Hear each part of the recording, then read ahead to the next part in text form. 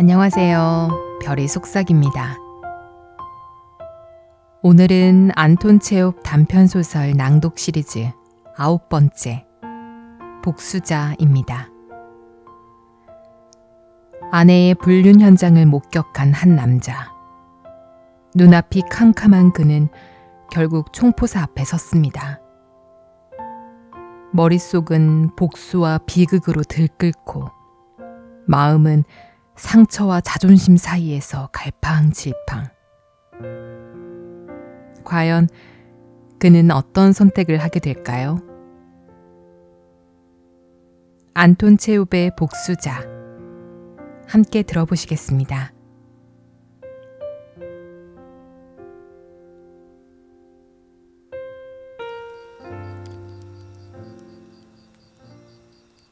아내의 불륜 현장을 목격한 직후 표토르 표토르비치 시가예프는 총포사 슈무크로 달려가 적당한 권총 한 자루를 고르기 시작했다.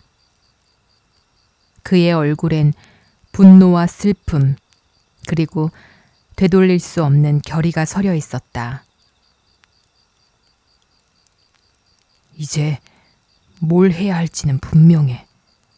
가정의 신성함은 짓밟혔고 명예는 진흙 속에 뒹굴며 타락은 승리했어. 그렇다면 시민이자 명예를 아는 남자로서 나는 반드시 응징해야 해. 먼저 저 둘을 죽이고 그 다음은 나다. 그는 사람을 죽이기는커녕 아직 권총을 고르지도 못했지만 그의 머릿속엔 벌써 세 구의 시체가 쓰러져 있었다.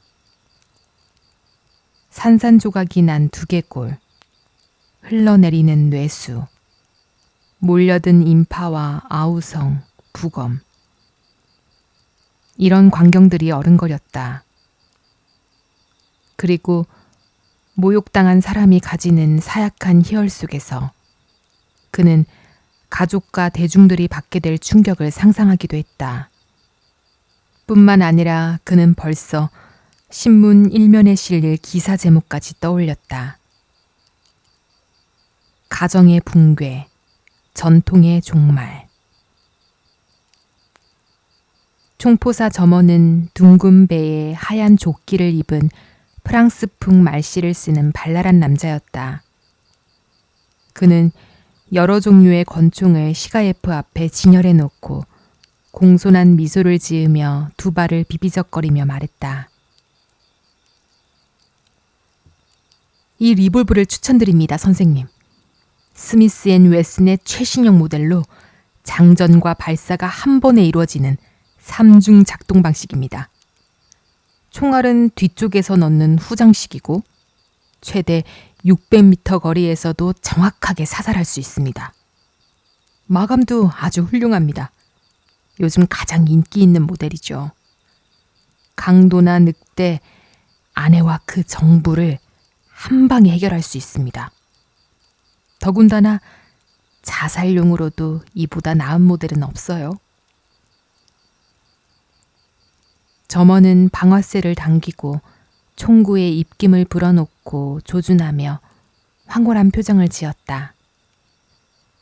그 표정을 보면 마치 이 리볼버만 있다면 기꺼이 자기 머리에 총을 쏠 수 있으리라는 생각이 들었다. 가격은 어떻게 돼요? 시가예프가 물었다. 45루블입니다, 선생님. 너무 비싸군요. 그러시다면 좀 더 저렴한 모델로 보시겠습니까? 저희 집엔 다양한 모델이 있습니다. 가격도 천차만별이죠. 예를 들어 이 르포시에 방식의 리볼버는 18루블밖에 하지 않지만 점원이 얼굴을 찡그리며 말꼬리를 흐렸다. 요즘은 유행이 한참 지난 구식입니다. 보통 히스테리를 부리는 숙녀나 정신이 불안정한 분들이 찾죠. 요즘 세상에 이걸로 자살하거나 아내를 쏜다는 건 무례한 일이죠. 스미스 앤 웨슨만이 제대로 된 선택입니다. 나는 자살할 생각도 누굴 죽일 생각도 없어요. 시가예프는 우울한 표정으로 거짓말을 했다. 그냥 시골 별장에 도둑 쫓는 용도로 하나 사려는 겁니다. 무슨 용도로 쓰시든 저희는 상관하지 않습니다. 점원이 눈을 살짝 내리깔며 말했다. 그런 걸 일일이 따지면 가게 문을 닫아야죠. 그런데 도둑을 쫓는데도 르포쉐는 부적합합니다. 소리가 너무 작아서 들리지 않거든요. 그러니 흔히 결투용이라 불리는 평범한 피스톨인 모티머 모델을 추천드립니다. 그래, 그 자식에게 결투를 신청하는 건 어떨까? 시가에프의 머리에 이런 생각이 스쳐 지나갔다. 아니야, 그건 너무 큰 영광이지. 그런 쓰레기는 개처럼 죽어야 마땅해. 점원은 여전히 발끝으로 사뿐사뿐 움직이며 미소를 머금고 다양한 총기를 펼쳐 보이고 있었다. 그중 가장 눈에 띄는 건 여전히 스미스 앤 웨슨이었다. 시가예프는 그 총을 집어들고 멍하니 바라보다 다시 생각에 빠졌다. 두개골이 터지고 피가 양탄자와 마룻바닥에 흘러내리며 죽어가는 그녀의 다리가 경련을 일으키는 장면. 그는 분노에 찬 상상으로 가득했다. 하지만 그것만으로는 충분하지 않았다. 그 피와 절규, 공포의 장면은 그에게 위로가 되지 않았다. 더 끔찍한 무언가가 필요했다. 그래, 나랑 그놈만 죽자. 그녀는 살려두는 거야. 양심의 가책과 사람들의 경멸 속에 평생을 살아가게 해야지. 그게 죽음보다 더 고통스러울 거야. 그리고는 자신의 장례식을 상상했다. 관 속에 누운 자신은 온화한 표정을 짓고 있고 그녀는 죄책감에 얼굴이 창백해진 채 숨고 싶은 듯 관을 따라온다. 사람들은 욕설과 멸시의 눈빛을 그녀에게 던지고 스미스 앤 웨슨이 마음에 드시는군요, 선생님. 점원이 그의 공상을 깨뜨렸다. 너무 비싸게 느껴지신다면 오룹을 깎아드리죠. 아니면 더 싼 다른 모델도 있습니다. 점원은 다시 선반에서 여러 상자를 꺼냈다. 이건 30루블입니다. 아주 합리적이죠. 요즘 환율이 너무 떨어지고 관세도 자꾸 올라서요. 전 보수당입니다만 요즘은 저도 불만이 많답니다. 이래선 부자들만 총을 사게 되죠. 가난한 사람들에겐 뚫라제 총이나 화약총밖에 안 남습니다. 뚫라제 총이야 어디 총이라고 할 수 있습니까? 아내를 겨냥했는데 자기 어깨를 맞는 수준이라니까요. 시가에프는 갑자기 자기가 죽는 게 너무 아깝게 느껴졌다. 살아서 배신자의 고통을 보는 것만큼 달콤한 복수는 없지 않은가? 죽어선 그걸 못 보니까. 이렇게 하지. 그놈만 죽이고 장례식장에 가서 보고 나서 그리고 나중에 자살하도록 하자. 근데 장례식 전에 체포되면 총을 빼앗기겠지. 그럼 그놈만 죽이고 그녀는 살려두자. 그리고 나는 그때까지 자살하지 않고 체포당하는 거야. 자살은 언제든 할 수 있으니까. 게다가 이렇게 하면 수사 과정에서 그녀의 추악한 행위를 사회에 폭로할 기회도 생겨. 내가 죽으면 그 여잔 무슨 음모와 요사스러운 흉계를 꾸며서 뻔뻔하게 모든 책임을 나한테 뒤집어 씌울지도 몰라. 그럼 사회는 그 여자를 동정하고 나는 조롱거리가 되겠지. 그렇다면 뭐 때문에 자살한단 말인가? 이것이 첫째 이유고, 둘째로는 자살한다는 건 겁쟁이처럼 보일 수도 있어. 그러니까 그 녀석을 죽이고 그 여자는 살려두자. 그리고 나는 재판을 받는 거야. 내가 재판을 받으면 그년이 증인으로 출두할 테지. 나의 변호사가 그년을 신문할 때 그 여자의 당황하는 꼴과 그 모욕을 볼 수 있겠지. 그리고 재판소, 청중, 출판물들도 모두 날 변호하고 나설 거야. 그는 이런 생각에 사로잡혀 있었고, 점원은 그의 앞에 권총을 쌓아 올리며 손님에게 자기 의무를 다하기에 바빴다. 이건 새로 들어온 영국산입니다. 그런데 솔직히 말하면 스미스 앤 웨슨에 비하면 다 별로입니다. 며칠 전에 장교 한 분이 여기서 스미스 앤 웨슨을 사가셨죠. 아내의 정부를 쐈는데요. 어떻게 됐는지 아세요? 그 총알이 정부를 관통해 청동 램프와 피아노까지 뚫은 다음 피아노에서 방향을 바꾸어 애완견을 죽이고 부인에게 부상을 입혔답니다. 자랑스러운 기록이죠. 지금 그 장교는 구속됐습니다. 아마 유죄 판결을 받고 유형지로 가게 되겠죠. 왜냐하면 우리나라 법률은 시대에 한참 뒤떨어졌거든요. 게다가 법정에선 죄다 정부 편만 들어요. 왜일까요? 간단하죠. 판사, 검사, 변호사 전부가 남의 여편네를 건드리고 있으니까요. 그러니 남편 한 사람이라도 줄어든다면 그만큼 안전하기 때문이죠. 만일 남편이란 남편을 모조리 사할린으로 보낸다면 정말 유쾌한 사회가 될 겁니다. 선생님, 현 사회의 도덕이 이렇게 타락하니까 전들 분개하지 않을 수 있겠습니까?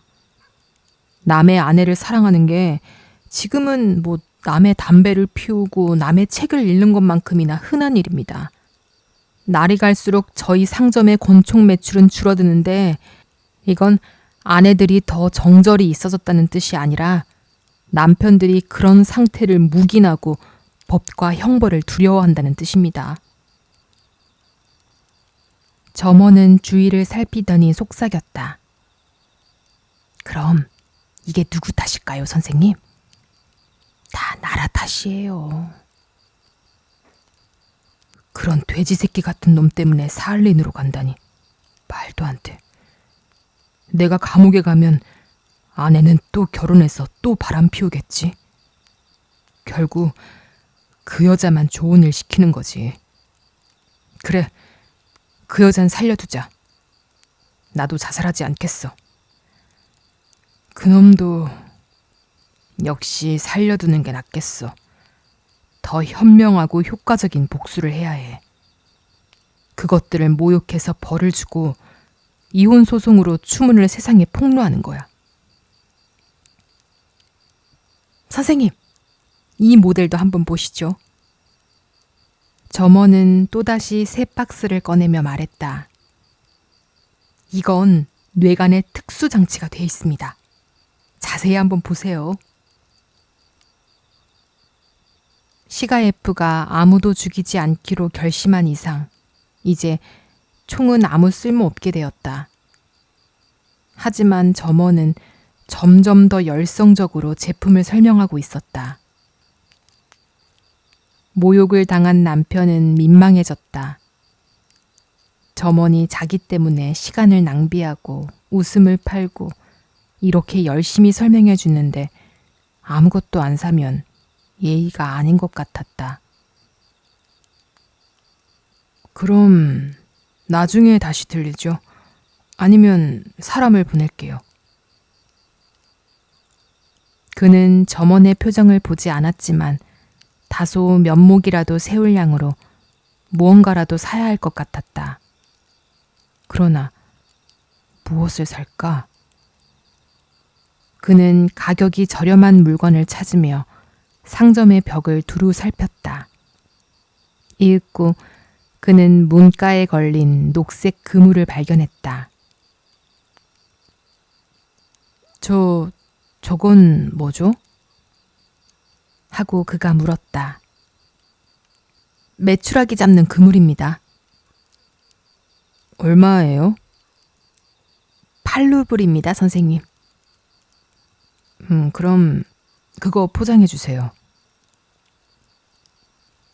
그렇게 모욕을 당했던 남편은 8루블을 내고 새 그물을 받아들고 한층 더 모욕당한 기분을 느끼며 총포사를 나섰다.